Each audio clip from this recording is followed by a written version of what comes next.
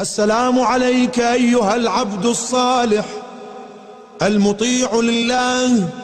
ولرسوله ولأمير المؤمنين والحسن والحسين صلى الله عليهم وسلم. السلام عليك ورحمة الله وبركاته ومغفرته ورضوانه، وعلى روحك وبدنك أشهد وأشهد الله أنك مضيت على ما مضى به البدريون والمجاهدون في سبيل الله المناصحون له في جهاد أعدائه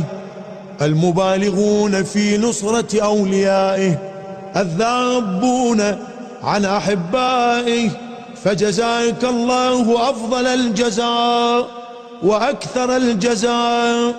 وأوفر الجزاء وأوفى جزاء أحد ممن وفى ببيعته واستجاب له دعوته وأطاع ولاة أمره. أشهد أنك قد بالغت في النصيحة وأعطيت غاية المجهود، فبعثك الله في الشهداء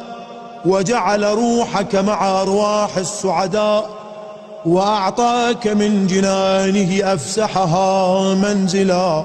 وأفضلها غرفا، ورفع ذكرك في عليين، وحشرك مع النبيين والصديقين والشهداء والصالحين، وحسن أولئك رفيقا. أشهد أنك لم تهن ولم تنكل، وأنك مضيت على بصيرة من أمرك مقتديا بالصالحين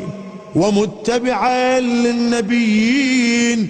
فجمع الله بيننا وبينك وبين رسوله وأوليائه في منازل المخبتين،